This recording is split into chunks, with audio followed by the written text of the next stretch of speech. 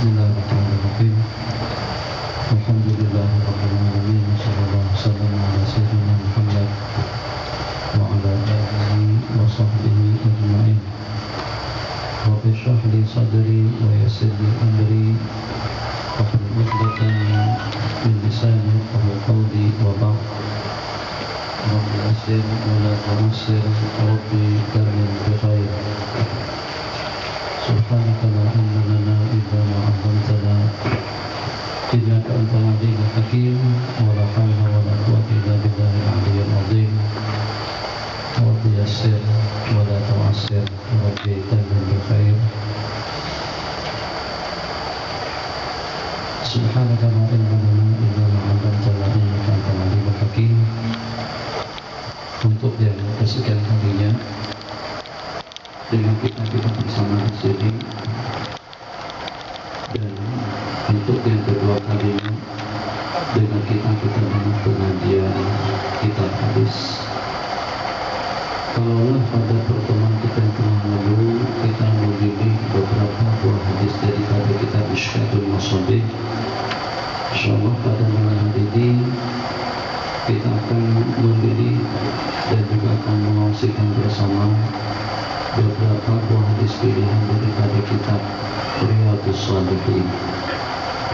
Riyadhus Shalihin itu adalah tubuh-tubuhan orang saleh.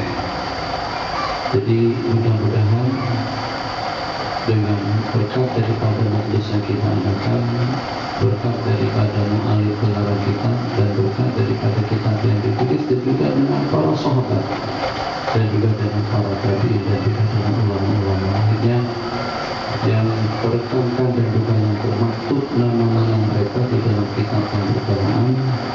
Mudah-mudahan dengan keberkatan daripada yang dibawakan telah kita sebutkan tadi, dan kita mendapatkan keberkatan dan kebahagiaan dunia dan akhirat.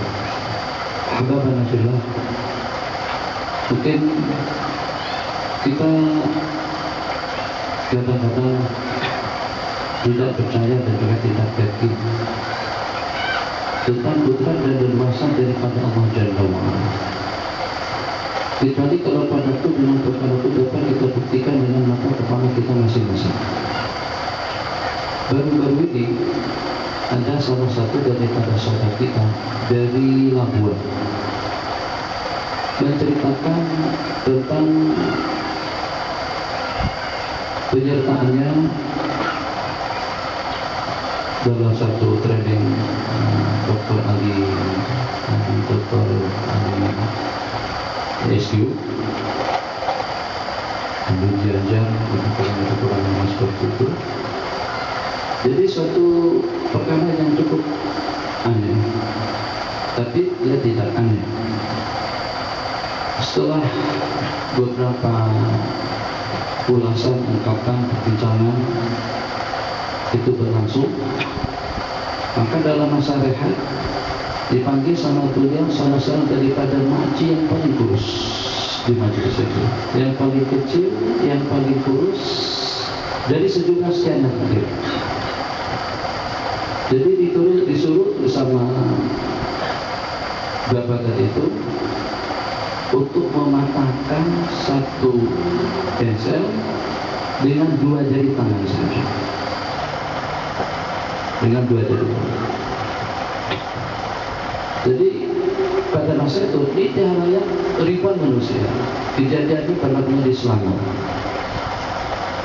Maka pada saat itu karena memang sudah dipanggil dan juga atas permintaan daripada beliau dan juga restu daripada orang ramai, maka dengan makcik itu pun berusaha untuk mematahkan pensel yang diletakkan oleh beliau dengan 12 jari saja. Begitu, tapi ternyata tidak patah. Jadi kata Pak Ari, makcik yakinlah dengan kekuasaan daripada Allah.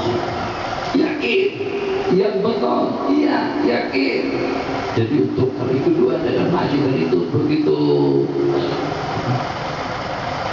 pukul pensel tadi itu dengan tenaga yang begitu kuat, tetap juga dengan preset tadi itu tidak patah. Kalau begitu berarti makcik masih belum yakin dengan kekuasaan Allah. Maka dengan semangat dan makcik yang kurus tadi itu, begitu mendengar dikatakan tidak yakin dengan kuasa Allah atau masih belum yakin dengan kudrat dan kuasa daripada Sang Pencipta, kali tadi kan begitu, masya Allah tabarakallah, kali itu pun patah. Maksudnya daripada kejadian. Jadi orang-orang tua kita dahulu yang walaupun ilmu tak banyak mana, pengalaman tak banyak mana, tapi ada suatu hal yang tidak kita miliki sekarang ini. Kita ilmu kita banyak, pengalaman kita banyak, pengalaman kita luar biasa menganalisa itu dan ini, menganalisa itu dan ini, tapi kita tidak memiliki keyakinan. Nabi kita bersabda dalam sebuah hadis, tidak ada satu pemberian Allah yang Allah berikan kepada seseorang yang lebih afdal setelah iman dan yakin itu daripada al-afiyah. Tidak ada satu pemberian yang Allah bagikan kepada seseorang yang lebih afdal setelah iman dan yakin itu daripada al-afiyah. Yakin salah satu daripada dua yang terbaik daripada 17 sekian pemberian yang Allah bagikan. Maka dengan keyakinan yang tertanam dalam jiwa kita masing-masing, sembahyangnya dengan khasyah atau dengan sembahyang secara berjamaah itu kena yakin, jamaahnya kena yakin, zikirnya kena yakin, tahajudnya kena yakin, tasbihnya kena yakin, maulidannya kena yakin, sholawatannya kena yakin, doanya kena yakin, datang kembali juga kena yakin. Kalau kita tidak yakin dengan bencana dan juga dengan balasan yang Allah bagikan, kalau kita tidak meyakini bahwasanya selepas hidup ini ada yang namanya hari penantian, kalau dengan kita tidak yakin bahwasanya setelah kita tinggalkan dunia dan setelah kita ditumpahkan di alam penantian yang dengan kita akan dibangkit kembali, manusia akan menjadi lasak, samsing, zalim, diktator, di mana dengan hidupnya kita akan keru-keruan, tidak akan mengenal Allah dan juga tidak akan mengenal hukum hakam. Kenapa? Sebab kata tidak ada yakin di dalam hati. Allahu Akbar. Selepas itu beliau panggil kembali salah satu daripada hadirin yang agak besar, badan gede, besar, masya Allah tabarakallah. Jadi dipersilakan untuk tampil ke depan, naik atas pentas. Jadi pada waktu itu rupa-rupanya Pak Ari kasihkan satu pensel, belum kasihkan satu papan besar sekali. Kalau tadi pensel saja mungkin ya sebesar ibu jari atau sebesar telunjuk. Kalau ini papan tebal, gede, besar, masya Allah tabarakallah, sesuailah dengan orangnya. Jadi pada waktu itu kata Pak Ari, saya masih bagi kesempatan, nak patah balik atau nak tarik mundur tak masalah. Masalah saya tidak yakin. Tidak, saya yakin. Yang bagaimanapun atas kudrat dan kekuasaan daripada Allah, papan itu akan saya patahkan. Jadi pada waktu itu papan dibantahkan. Belah tangan. Jadi ini. Ngomong itu. Saya tangan boleh bergerak. Kalau kita tidak yakin. Jadi setelah naik yang besaran tadi itu, belum bagikan satu papan besar, masya Allah tabarakallah. Kata Farid, yakin tak? Yakin. Allah Maha Kuasa atas segala-galanya, tabarakalladzi biyadihil mulku wa huwa ala kulli syai'in qadir. Jadi pada waktu itu kami dibantahkan sekali lagi, yakin dengan kuasa Allah, yakin. Maka dengan laki-laki tadi itu langsung kumpul tenaga, dia gunakan dua jari, begitu dia mau memukulnya, ditangkap sama Pak Ari tangan dia. Kata Pak Ari, bang, jangan guna dua jari, kita kena guna tangan semua. Itu kan boleh, apa sebesar ini dengan dua jari? Itu kita tidak gunakan ikhtiar yang tidak. Guna telapak tangan. Tuh, kita keraknya dengan suatu tenaga kita. Masya Allah, tabarakallah, dengan keyakinannya tadi itu juga. Alhamdulillah, itu juga dengan kayu tadi itu menjadi papan tadi itu menjadi apa? Apa yang dapat kita ambil daripada pelajaran?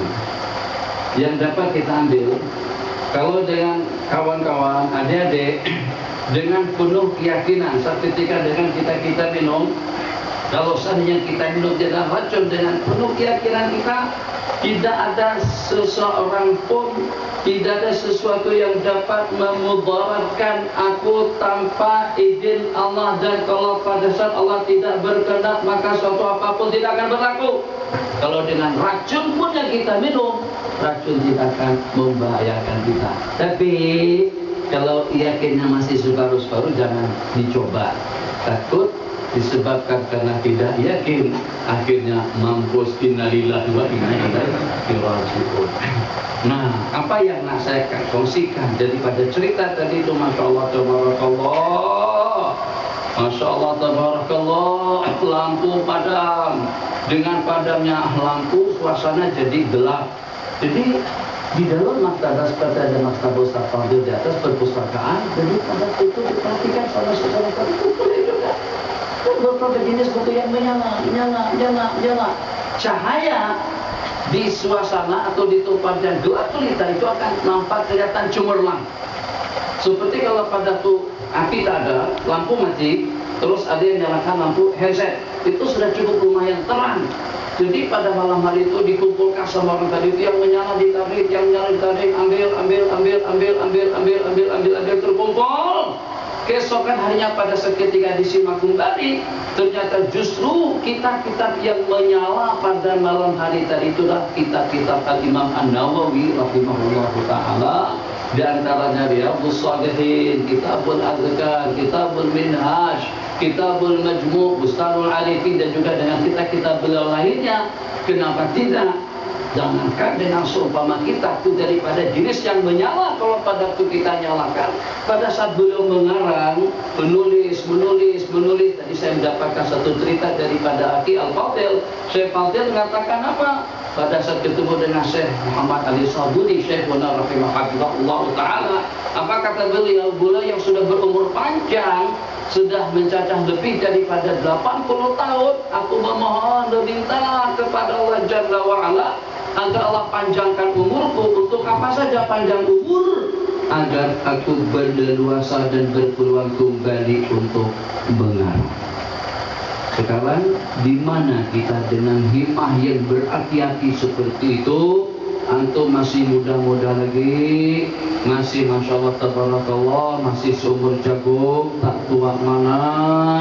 Jadi masih mempunyai peluang. Di samping juga dengan daya ingatan yang Allah bagikan. Kalau masih pada usia di bawah daripada 20-an, itu insya Allah seperti kita mengukir sesuatu di atas batu. Tidak sebagaimana dengan Tuan Haji yang sudah tua-tua nih. Banyak ngaji saban malam, ngaji sana, ngaji sini, ngaji sana, ngaji sini, mutar balik, taramsyai semuanya. Ada pengajian Ustaz Fadil datang, ada pengajian Seno datang, ada pengajian Mas Sabu tempat pengajian datang. Ada pengajian di mana-mana datang. Tapi ternyata itulah kemampuan kita kalau sudah tua, kita tidak mampu untuk mencerna dan juga untuk menangkap semua pembicaraan yang dibicarakan. Bukan karena tidak paham betul, bukan karena tidak mengerti betul, tapi kemampuan untuk kita menyimak dan mengingat maklumat yang masuk tadi itu tidak seperti dengan antum. Jadi antum sekarang gunakan waktu dan kesempatannya. Bayangkan kalau dengan Ustaz Fadil berpeluang bertemu dengan Syekh Muhammad Ali As-Sabuni dengan semangat yang seperti itu, sudah 80 tahun lebih, ternyata masih punya keinginan untuk mengarang, bukan untuk membaca, bukan untuk mengajar, bukan untuk menyampaikan kuliah. Tidak semudah yang kita khayalkan. Yang namanya mengarang berarti dengan kita kena baca banyak, berarti dengan kita kena paham, berarti dengan kita kena nak berkesimpulan, berarti dengan kita memilih redaksi dan juga dengan bahasa yang sesuai, yang dapat dipahami oleh segenap lapisan para pembaca. Dan belum tentu kalau kita menggunakan uslub dengan menggunakan redaksi daripada bahasa akan boleh dipahami oleh orang lain.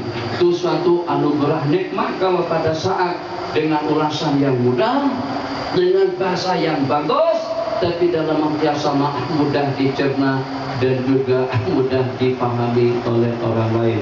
Menulis. Kalau tadi kitab yang menyala itu tidak asik, sebab kitab daripada jenis yang menyala. Sementara kalau dengan seumpama tangan, dengan seumpama kaki, dengan seumpama anggota, itu kalau seandainya dibakar pun tidak akan menyala. Jadi pada saat asik-asik sedang menulis, lilin beliau itu padam. Ternyata Allah tak nak kecewakan. Ini adalah salah seorang daripada kekasihku.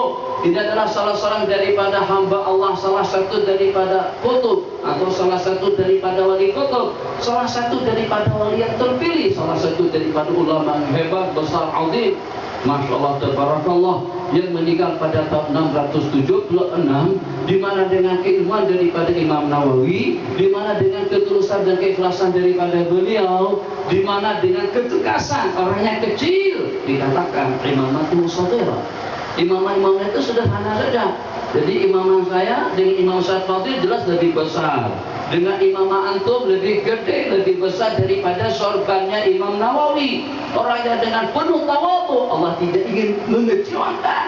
Yang pada saat asik-asiknya beliau menulis, ternyata dengan lilin, ya macam mana pun dia punya kemampuan yang terbatas.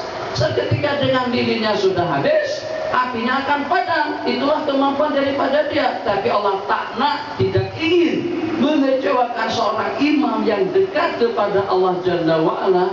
Diriwayatkan yang kadang-kadang waktu dengan beliau masuk daripada pintu ke pintu di Madrasah Ar-Rawahiyah. Madrasah Rawahiyah, madrasah yang pertama di Dimashq, bukan Damsyik, Dimashq, dan di Syam pada saat itu. Kadang-kadang dengan beliau tak guna kunci. Kita kan pernah nonton film kartun tak? Tom and Jerry pernah kan? Nah, jadi kadang-kadang pada waktu dia masuk, kadang-kadang si kucing ini sudah hancur dah mati dah kemeh dah, tinggal sekeping saja lagi, tapi ternyata hidup balik dia. Macam mana? Ya itulah, itu mukjizat juga barangkali. Jadi pada saat menyeberang ke sana, kadang-kadang pintu tertutup, dia boleh berjalan seperti cahaya saja yang dia lewati. Imam Nawawi pun juga semacam itu. Syafafiah, Allah bagikan karamah, Allah berikan kemuliaan, Allah bagikan ketegasan, Allah bagikan takwa, Allah bagikan ibadah. Jadi kata ulama salafun saleh, ulama-ulama kita dahulu, seandainya Al-Imam An-Nawawi rahimahullah ta'ala pengarang kitab Riyadhus Shalihin, ini promosi kitab Riyadhus Shalihin dulu supaya kita tuh dibaca sampai habis. Ustaz Fadil ada waktu dengan minta dengan beliau agar beliau mengajarkan kitab tersebut sampai habis. Kitab tuh barokah. Saya baca kitab tuh pertama dengan Syekhuna Syekh Abdul Karim Al-Bajali, tapi Anib bin Mas'ud radhiyallahu ta'ala anhu, diriwayatkan oleh Sayyiduna Abdullah bin Mas'ud, tulis kata guru, tulis tentang Sayyiduna Abdullah bin Mas'ud, sahabat Nabi, kerdil, begini manakib. Kadang-kadang satu buah hadis itu seminggu tak selesai. Kitab Riyadhus Shalihin itu dibaca dalam jangka tidak kurang daripada 8 tahun baru habis. Itu 8 tahun dibaca tiap malam. Kalau seandainya dibaca sekali seminggu, sekali sebulan, sebagaimana pengajian kita di sini, itu 800 tahun baru selesai membaca itu. Bila disambung, lepas mati dalam kubur, kita ngadakan pengajian kembali di situ. Allah, saya ngaji dengan Syekh Usman Zain Al-Yamani sampai akhir. Di mana? Pada waktu itu kami memanfaatkan waktu beliau selepas 3 pengajian kitab besar dengan fakihnya, dengan hadisnya, dengan tafsirnya, istirahat. Masa istirahat itu hanya setakat dalam 15 menit saja. Guru-guru semuanya, dewan guru berkumpul di pejabat untuk menikmati ya sajian makan, sajian minuman ala kadarnya, minuman dengan kek atau dengan roti atau dengan seumpamanya. Sementara dengan Syekh Ismail mendapatkan satu bilik khusus, kira-kira besarnya dalam ukuran 3x3, bolehlah kira-kira kita berapat-rapat di situ dalam 10-15 orang.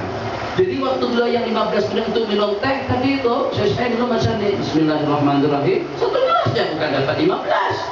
Kami yang 15 orang, beliau 1 orang ya. Beliau minum Bismillahirrahmanirrahim, minum sekali macam itu, terus digilirkan kepada murid-murid yang 15 tadi itu. Jadi masing-masing dapat sebagai seteguk air yang diminum oleh tuan guru tadi itu. Masya Allah, tabarakallah, ahsanul khaliqin. Jangan ambil berkat duluan. Masya Allah, tabarakallah. Jadi masa yang 15 menit tadi itu kita baca 3 hadis, 5 hadis, 10 hadis secara bergiliran sampai masuk kembali untuk hisab, untuk pengajian yang keempat. Alhamdulillah pengajian itu sampai habis. Masya Allah, tabarakallah. Ini kita lari kemana nih? Kata Ustaz tadi buat mukadimah dulu. Ini mukadimahnya sedang. Jadi Allah, imam yang berani mengatakan tidak kepada pemerintah yang berkuasa. Berat. Itu bukan semudah yang kita khayalkan. Ada dalam berapa puluh, bahkan ratus, mungkin ribu ulama. Belum tentu yang 1000 tadi itu berani mengatakan tidak kepada pemerintah yang berkuasa. Sebab ini sudah merupakan keputusan bersama. Karena negara memerlukan dana dan keuangan untuk persenjataan dan juga untuk keperluan mereka melancarkan serangan melawan musuh, maka pada saat itu kesepakatan daripada ulama semuanya yang memberikan sokongan sepenuhnya kepada pemerintah Zahid Baibras yang mewajibkan masing-masing daripada rakyat membayar income tax dengan senilai sekian duit. Jadi semuanya oke. Semuanya setuju. Kenapa kita diperlukan untuk persenjataan? Imam Nawawi saja satu-satunya tidak boleh. Takkan di sana tidak ada duit. Itu ada berapa hamba sahaya, ada berapa hamba saya perempuan, ada berapa ama dengan perhiasannya, ama dengan solekannya, ama dengan dadanya. Jual terlebih dahulu barang kemasan yang mereka miliki, kosongkan istana daripada perabot, kosongkan istana daripada kekayaan, jual itu semuanya, baru kita boleh mengambil biaya cukai atau boleh kita mengenakan cukai kepada rakyat. Sekarang beberapa hari yang lalu di Malaysia, statistiknya saya tidak pernah mengikuti, tapi pernah saya ikuti, cuma sudah terlupa. Di Indonesia jumlah bilangan tidak kurang daripada dalam 280 juta dengan hutang Indonesia sekarang ini. Katanya tiap per kepala yang baru lahir berusia hari pertama pun sudah menanggung hutang piutang daripada negara tidak kurang daripada dalam 3.000 angka. Ya kepala. Di Malaysia dalam berapa ribu anak tak kasih, tapi angkanya pun juga cukup lumayan besar. Kita kaya, tapi juga kaya dengan hutang, dengan Bank Dunia. Kembali kata Imam Nawawi, selama kerajaan masih ada duit, mungkin lebih kurang, masih ada Petronas, masih ada airport, masih ada jembatan, masih ada batu kekayaan semuanya. Maka dengan kerajaan tidak boleh mengenakan biaya cukai. Itu daripada tol pun cukup sebenarnya. Tuh, kutipan tol 1 hari itu dalam berapa juta, cukup untuk pembiayaan persenjataan yang diperlukan. Masya Allah, tabarakallah. Jadi kata Zahid Baibras, Tuan Guru, kalau awak setegas itu keluar daripada negaraku. Menawi orang yang takut hanya kepada Allah, bukan kepada makhluk, bukan kepada kerajaan, bukan kepada pemerintah. Maka pada saat itu dengan beliau dengan senang hati, karena itu sudah merupakan keputusan daripada negara, keputusan daripada pemimpin yang tertinggi Zahid Baibras yang sudah sanggup untuk menondokkan dan menuntutkan pasukan Rom dan Parsi. Pada saat itu musuh-musuh dunia atau musuh-musuh mereka sudah berlutut di hadapan kekuatan Zahid Baibras dengan kekuasaan yang mengatakan keluar kamu daripada negaraku. Imam Nawawi pun dengan penuh tawadhu, kecil, perawakan beliau pun rendah, serban beliau pun juga nipis, meninggalkan Damesk menuju kampung asal muasal yang disebut dengan Nawa. Duduk di sana. Jadi daripada ulama-ulama Syria, ulama-ulama Syam, mereka mengadakan muzakarah, mengadakan diskusi tentang masalah yang diangkat pada beberapa waktu yang lalu, sehingga setelah dimuzakarahkan dan juga setelah dipelajari bersama oleh para alim ulama, mereka dapat mengambil satu kesimpulan bahwasanya fatwa Imam Nawawi tadi itu memang betul. Jadi pada saat itu ulama mendesak pemerintah agar dengan kerajaan minta maaf kepada Imam Nawawi dan juga meminta kesediaan Imam Nawawi untuk patah balik, untuk kembali ke Damesk. Kata Imam Nawawi, dengan izzatul alim, dengan wibawa, dengan pengaruh, dengan kehormatan dan kemudian seorang alim Rabbani yang senantiasa mendapatkan perlindungan daripada Allah Jalla wa'ala, Nawawi tidak akan kembali ke Damesk selama Zahir Bebras masih hidup. Oh, begitu coba tadi. Allahu Akbar. Bukit aman, akan kena tahanan Isa seumur hidup. So, kalau di zaman kita, Masya Allah, Ustaz Qadir, Allahu Akbar, kita mengagumilah ulama-ulama kita dahulu yang memang betul-betul bukannya setakat. Tidak ada yang perlu kita takuti, tidak ada yang perlu kita risaukan, kecuali Allah itu kita dalam percakapan. Ya, hakikatnya ada polis trafik depan karena nomor kita masih juga kecil. Hati dagduk kita jadi risau. Roblok di depan tuh. Allahu Akbar, baru lampu kereta tuh dia nak motong. Bukan karena ada roblok di sana. Dia nak motong, kita dinyalakan cek nyala macam tu. Kita daripada 170 turun 50, 140, 130, 110 saja lagi. Slow. Takut kalau kena tangkap atau kena tembak atau kena kameranya polis trafik nanti di depan jembatan, sembunyi gitu. Sepatutnya kalau nak jaga keselamatan orang ramai, jangan sembunyi, berdiri, jadi kamera itu diletakkan di tengah-tengah.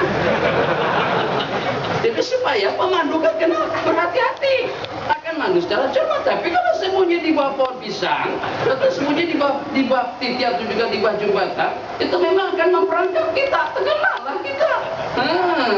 Jadi kira-kira apakah untuk keselamatan kita atau kira-kira nak memperangkap kita? Wallahu alam, jawabannya kita tidak tahu. Tapi bagaimanapun kerisauan hati itu ada. Jadi percakapan kita tadi itu hanya setakat kita ucapkan. Allah takna, ulama besar, alim Rabbani, hebat, pengarang, disamping juga dengan murid-murid yang setia, disamping juga dengan ungkapan ilmu Imam Syekhul Islam Taqiyuddin As-Subki yang tak dan berjumpa dan bertemu dengan Imam Nawawi pun pernah membuat satu pengakuan. Beliau yang mendapatkan gelar sebagai Qadil Qudat, qadhi kepada para qadhi-qadhi yang ada di Mesir pada saat itu, mengakui, aku tidak sehebat dan tidak semampu Imam Nawawi. Pada saat itu belum ada percetakan, kita masih dalam bentuk tulisan tangan, dibaca dan dipelajari oleh beliau. Jadi Allah takna pencilkan seorang ulama besar seperti Imam Nawawi terpencil jika di sebuah kampung yang namanya Nawa. Pengajian sudah tidak berlangsung, kuliah-kuliah beliau sudah tidak berjalan, dan juga dengan penggemar ilmu Imam Nawawi pun juga sudah tidak mendapatkan peluang untuk mengaji. Sehingga dengan berbagai pertimbangan Allah takna kalau sampai dengan masyarakat Islam pada waktu itu terelak daripada bimbingan taujihat dan juga dengan orientasi daripada Imam Nawawi, maka dikatakan sebelum sampai ke penghujung bulan Allah matikan, Allah tarik Zahir Bebras daripada permukaan bumi untuk menjadi salah satu daripada anggota yang berada di alam barzakh, yang berada di alam penantian, supaya sumpah Imam Nawawi tadi itu, Nawawi tidak akan kembali ke Damesk, kita sebut dengan Damsyik, pada saat Zahir Bebras masih hidup. Sekarang apakah Zahir Bebras atau dengan Imam Nawawi? Kalau Zahir Bebras masih di Damesk, maknanya Nawawi tidak akan masuk. Pertimbangan, berbagai pertimbangan, doa daripada para malaikat, insan yang walaupun terdiri dan kecil, tapi di kalangan fil mala'il a'la dikenal betul oleh para malaikat Allah Jalla wa'ala. Maka Allah takna tidak ingin mengecewakan beliau jauh daripada murid-murid penggemar dan juga pembina ilmu. Allah menikmatikan Zahir Bebras dan Allah hantar kembali Al-Imam An-Nawawi ke tempat pengajian beliau. Beberapa saat kemudian setelah imam ini terakhir nih, mukadimah terakhir, Allahu Akbar. Tadi buat mukadimah panjang sekali. Kenapa tidak bercadang tadi itu? Kami tak berjanjian. Jadi Masya Allah Tabarakallah, ini teringat saja suatu hal yang patut untuk antum amalkan. Sini. Lepas Imam Nawawi meninggal dunia, tidak ada kekecewaan yang paling membuat hati jadi pilu, sedih, duka, sebagaimana meninggalnya Imam Nawawi yang pada saat beliau hidup aku tak berpeluang untuk bertalaki dan mengaji dengan beliau. Siapa tu? Syekhul Islam Fadil Qadhat, pengarang kitab Tabaqat Asy-Syafi'iyah, macam ni besarnya besar sekali 10 jilid. Ulama-ulama Syafi'iyah sejak daripada Imam Syafi'i semuanya ada temuan di dalam kitab itu. Pengarang kitab Syarh Jamul Jawami', banyak lagi kitab-kitab lain yang beliau syarahkan.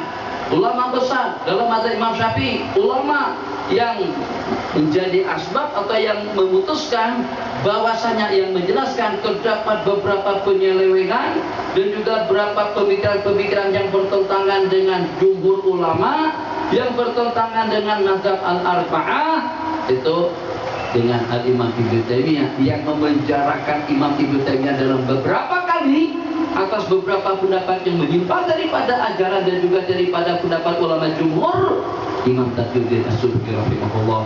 Jadi setelah sampai ke Nawa, dalam masa perjalanan dikatakan, jadi kata beliau kalau dah takdan untuk bertemu dengan Imam Nawawi karena beliau sudah meninggal, paling tidak dengan aku nak tengok tempat beliau mengajar, tempat beliau duduk. Aku atabarak ingin mengambil berkat bi hurri wajhi, dengan pipiku akan aku letakkan di tempat Imam Nawawi mengajar atau di tempat Imam Nawawi duduk. Dalam masa perjalanan beliau naik kuda, dadadak BMW, dadadak, Masya Allah, tabarakallah. Asik tu. Terus jumpa seorang laki-laki tua, Pak Haji minta maaf, numpang nanya, Pak Haji tahu tak jalan untuk ke Nawa? Atau ada satu pertanyaan yang ditanyakan, atau simbang lampang hanya diperbincangkan. Yang penting, yang secara pasti simbang-simbang dengan orang tadi itu, yang dengan belas semuanya kenal, dengan jubahnya, dengan sorbannya, dengan wibawanya, dengan pengaruhnya, dengan bodyguardnya. Fadil Qadhat, siapa yang tidak kenal? Seluruh rakyat Mesir, penduduk Mesir, siapa yang tidak mengenal Al-Imam Taqiyuddin As-Subki, pengarang kitab Syifa'us Siqam fi Ziyarati Khairil Anam sallallahu alaihi wasallam. Nah, macam mana si tua tadi itu cakap macam ni? Kata si tua, dulu-dulu masa saya masih remaja atau masa beberapa tahun yang lalu, masa beberapa tahun yang silam, aku alhamdulillah sempat juga duduk sekali dengan Imam An-Nawawi, atau aku pernah melihat Imam Nawawi. Begitu mendengar kata-kata tadi itu, Imam Subki langsung saja turun daripada kuda beliau. Kata beliau, Tuan Haji, naik kuda saya. Tuan Haji naik, aku turun.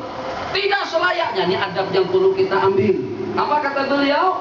Tidak sepatutnya aku sedang berada di atas tungganganku, sedangkan dengan seseorang yang dengan kedua biji matanya pernah tengok, pernah melihat Al-Imam An-Nawawi rahimahullah ta'ala sedang berada di atas tanah. Jadi beliau turun dan beliau persilahkan laki-laki tua tadi itu untuk menunggang kuda beliau. Jadi dengan kita jalan kaki, motornya hak bosang, yang kelajuannya baru sekali pusing macam itu saja sudah 160, pusingan yang kedua sudah 220. Kereta sebenarnya jauh, potong-potong. Masya Allah. Dia kalau kena badan saja Ji. Dia kalau nyala badan saja gerakan. Jadi tak payah pusing sana pusing sini. Itu kalau terpusing innalillahi wa inna ilaihi raji'un. Jadi bukan setakat mati, dia langsung masuk ke dalam liang lahat. Insyaallah tabarakallah. Nah, itu ceritanya. Jadi itu sedikit tentang Al-Imam An-Nawawi rahimahullah ta'ala. Kita dengar lantunan azan, kemudian kita dengar nanti beberapa rangkaian hadis pilihan. Yang memilih Ustaz Fadil, pilih yang mana satu, mudah-mudahan kita dapat dan boleh mensyarahkan dan juga mengungsikan ma'ani atau juga hukum hakam atau juga dengan syarahan yang ada hubungannya dengan hadis yang akan dibacakan nanti. Namun sebelumnya kita akan dengar lantunan azan dan disahut supaya ilmu kita bermanfaat. Jadi seperti untuk menyahut pada itu yang pembulan tadi itu ya insyaallah. Yang pertama tu ya Rasulullah. Nah, seperti itu sautannya ada pada datang berkemakan juga disahut sampai habis. Sebab di situ dengan kita memberitahukan atau kita mengatakan laka syafa'ah dan kita minta syafaat. Nabi kita ada janjikan orang yang menyahut azan daripada awal sampai habis dan berdoa Allahumma rabbah da'wati tammati dan seterusnya. Nabi kita bersabda wajabat summa saluliyal wasilah, kemudian mohonkan wasilah untuk aku, maka barang siapa taman sa'adani yang wasilata wajabat tahu syafaati, dia akan mendapatkan syafaatku nanti pada hari kiamat. Hadza wa billahi taufiq. Yang belum berduduk sebab nanti selepas pengajian kita koma dan kita straight langsung melaksanakan sembahyang isya berjamaah.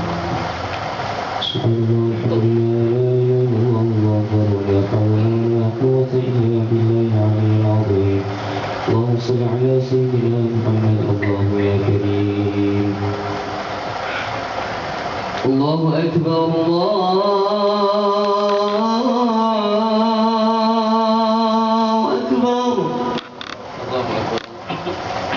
Allahu akbar.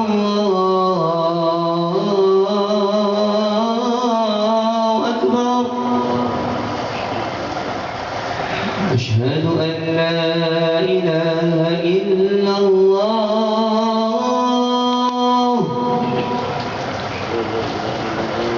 أشهد أن لا إله